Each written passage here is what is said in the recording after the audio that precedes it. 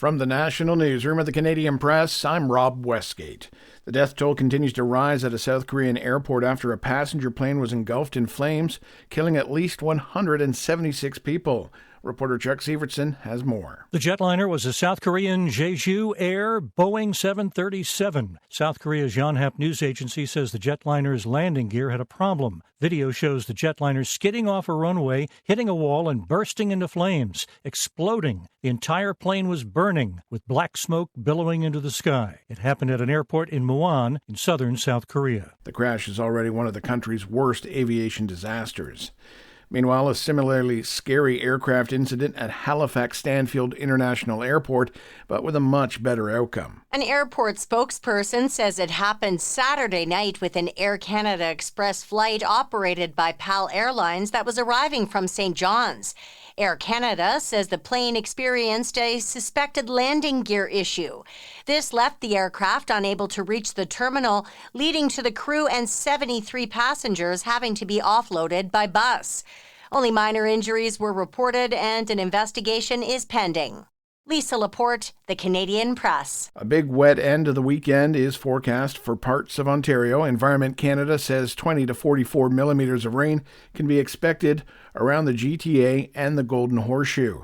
The rainy conditions will kick off Sunday morning and will be heavy at times. The agency is also urging people to stay away from waterways, as many could be swollen and fast-moving. Police in Lethbridge, Alberta are looking for answers this morning following the discovery of a body in a motel room yesterday. The death is being described as suspicious, but no other details are being made available as the probe continues. Officials say it is the second sudden death reported in the southern Alberta city since Christmas Day. On Boxing Day, the body of a 13-year-old boy was found outside of a business on the city's south side. An autopsy there is pending. U.S. President-elect Donald Trump appears to be siding with Elon Musk and his other backers in the tech industry as a dispute over immigration visas has divided his supporters. Trump praised the use of the visas in a recent interview, saying they bring in skilled foreign workers. But the topic has become a flashpoint with his conservative base. Hard-right members of Trump's movement have accused Musk and others in Trump's new flank of tech world supporters of pushing policies at odds with Trump's America First vision. And finally, North Korea's leader says he'll be implementing the toughest anti-U.S. policy less than a month before Donald Trump's return to the White House. The prospects for diplomacy between the North and the U.S. were looking good since Trump had met with Kim Jong-un on 3 separate occasions during the former's first stint as U.S. president.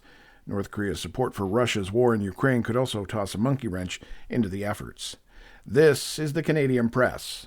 In sports, it was a busy Saturday night in the NHL. Nick Ehlers scored a goal and had 2 assists, leading the Winnipeg Jets to a 4-2 victory over the Ottawa Senators.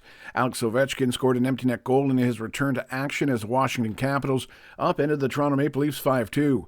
Quinton Byfield scored in overtime for the Los Angeles Kings in a 4-3 win over the visiting Edmonton Oilers. Calgary topped San Jose 4-3. Montreal blanked Florida 4-0. And the Vancouver Canucks got edged out in overtime by the Seattle Kraken 5-4. Over to the NFL now, where the Cincinnati Bengals managed to keep their slim playoff hopes alive with a wild 30-24 overtime win over the Denver Broncos. Meanwhile, the LA Chargers clinched their second playoff appearance in 3 seasons with a 40-7 victory over the New England Patriots. And finally, the Snoop Dogg Arizona Bowl saw Miami of Ohio beat Colorado State, but, well, it was all about Snoop Dogg because the rapper was everywhere, from the pregame tailgate to the postgame trophy presentation. From the Canadian Press, I'm Rob Westgate. Thanks for listening. Don't forget to follow and subscribe.